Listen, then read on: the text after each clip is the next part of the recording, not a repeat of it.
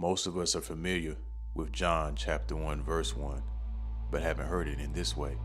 In the beginning was the Logos, and the Logos was with God, and the Logos was God. And in this video, we're going to discuss what the Logos is and also how it relates to light and the sun. Let's get into it.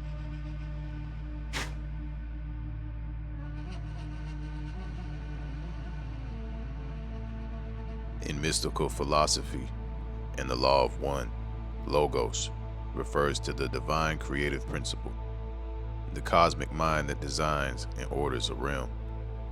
Each star, including our sun, which is known as Soul, is considered a Logos or sub-Logos, a unique personification of the Creator's intelligence guiding an entire star system. In simple terms, our sun isn't just a burning ball of gas. Soul is the spiritual architect of all evolution in our solar system. It holds the blueprint of life and consciousness here, acting as a local creative deity that ancient cultures intuited through sun worship. Under the law of one teachings, galaxies have logi, and each star is a sub-logos within the galactic logos. The sun, as a sub-logos, shares the creative love and light of the one infinite creator to all planets in its care. This means our sun is, quote-unquote, God in a manner of speaking, the local face of the creator's mind.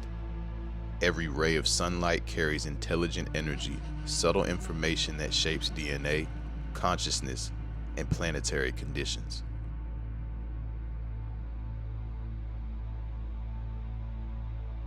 According to Ra in the law of one material, Soul, our sun, designed the framework for life on Earth and neighboring planets. It set up the overall laws of physics and energy for this system within the broader rules provided by the galactic logos. But our sun also had freedom to experiment and add its personality to the grand design. One fascinating choice our solar logos made was in humanity's form. Ra indicates our sun's unique idea was to invest the evolving third density beings with a bipedal ape form featuring opposable thumbs and complex speech. This was not arbitrary, it served a spiritual purpose. By giving us opposable thumbs, the logos nudged us toward tool use and manipulation of the environment, which in turn would focus our attention on the material world.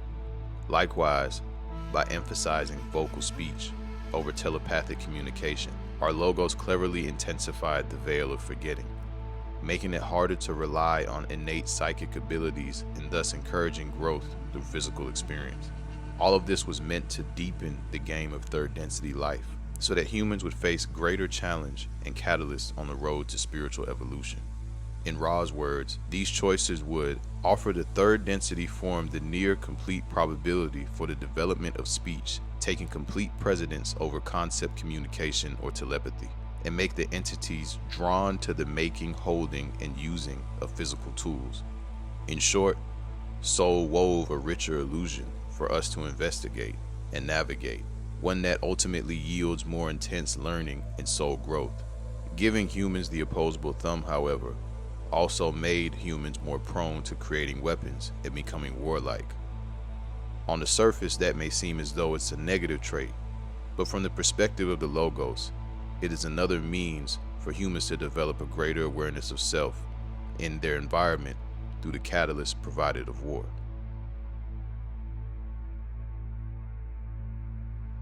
Many spiritual traditions concur that stars are living consciousness.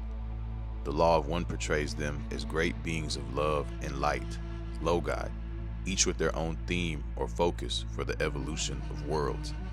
Our ancestors sensed this. That's why the sun was often revered as a deity and life giver. Modern esoteric thinkers echo the idea. For instance, the mystic Omram Mikhail Ivanov taught that we watch the sunrise to learn to mobilize all our thoughts and energies, implying the sun can inspire and align our consciousness. In the teachings of Ashiana Dean, a contemporary metaphysical author, we find resonant insights about the sun's conscious and energetic purpose. She describes our sun as more than a nuclear furnace. It is a massive electric generator, she says, showering Earth with vital energy and information. In Dean's detailed Keylontic science, the sun, whom she also calls soul, is a key node in a larger cosmic network. For example, soul is said to be hosted into a higher dimensional station called soul, which is the universal Stargate 4, essentially meaning our sun is an interdimensional portal connected to galactic energy streams. Through this solar Stargate, higher frequencies and evolutionary codes are transmitted into our solar system. In simpler terms, Ashiana Dean affirms the sun is a sentient gateway of divine consciousness, directing transformative energies to Earth for our spiritual awakening. Moreover, Dean's work suggests the sun and Earth are cooperating in an ascension process. Both celestial bodies are undergoing energetic changes, aligning with what she calls the crystal river of cosmic currents. The sun's role is to facilitate Earth's evolution, anchoring protective and uplifting frequencies. This perspective aligns intriguingly with scientific observations that the sun's activity, solar flares, magnetic field shifts, etc., affects human consciousness and Earth's climate. It's as if soul is actively engaging with us, nudging our evolution forward through waves of light. Given the sun's status as our logos, the local source of light and consciousness, it's no wonder that sun gazing has been revered in spiritual practice. To sun gaze safely during the first or last minutes of daylight is to literally drink in the sun's energy through your eyes, which are direct extensions of the brain and the pineal gland.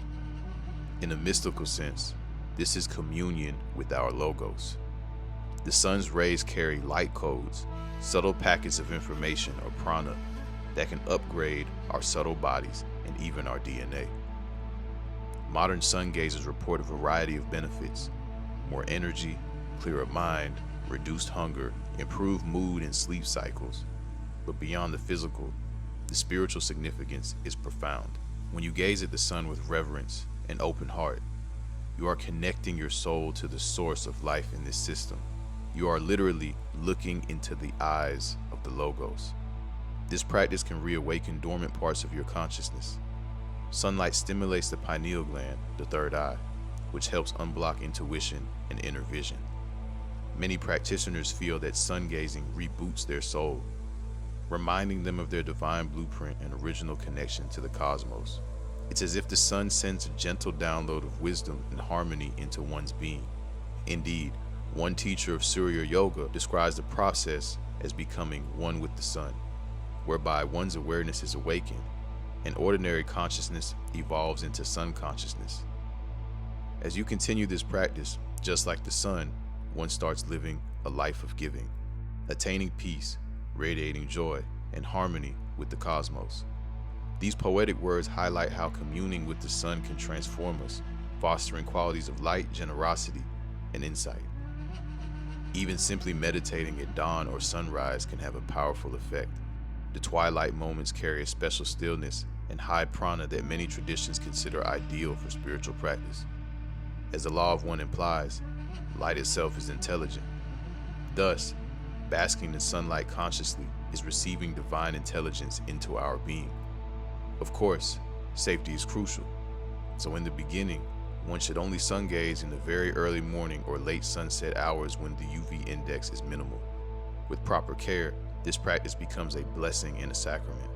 Many ancient cultures intuitively perform rituals at sunrise, offering water, prayers, or simply honoring Surya, the sun deity. They understood that the macrocosm, sun, and the microcosm, human, need to be in harmony. By aligning with the sun's cycle each day, we recalibrate our bodies and spirits to the natural rhythms of life.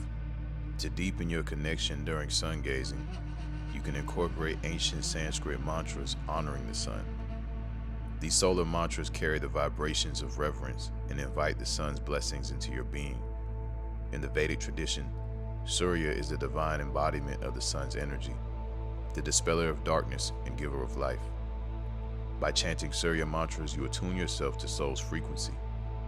One potent chant is the Surya Gayatri mantra, It goes, Om Bhaskaraya Vidmahi, Mahatejaya Dhimahi, Tanosoya Prachodayat. This translates roughly to, Om, let us meditate on the sun god, the radiant illuminator of the day. May that divinity enlighten and guide our minds. In other words, we ask the sun to shine within us just as it shines upon the earth, awakening our intellect and spiritual insight. Choose one that resonates and chant it with devotion as you face the gentle sun. Feel the vibrations in your chest and forehead, and visualize golden light filling your being. In closing, remember that the sun is a conscious caregiver. Our soul is the logos that loves us. It literally gave us life and continues to offer every heartbeat of energy we ever use. When you lift your face to sunrise, you're doing more than a health practice. You are acknowledging that divine relationship. The law of one reminds us that all is one. As you honor the sun, you honor the creator within you and within all things. Sun gazing, done respectfully, becomes a daily reunion with the logos, a moment of spiritual nourishment as essential as food or water. May the light of the logos illuminate your path. May soul's warmth ignite your heart with wisdom and love. And as the ancient Vedic sages would say in prayer, the sun seated in the heart is the giver of purity and auspiciousness.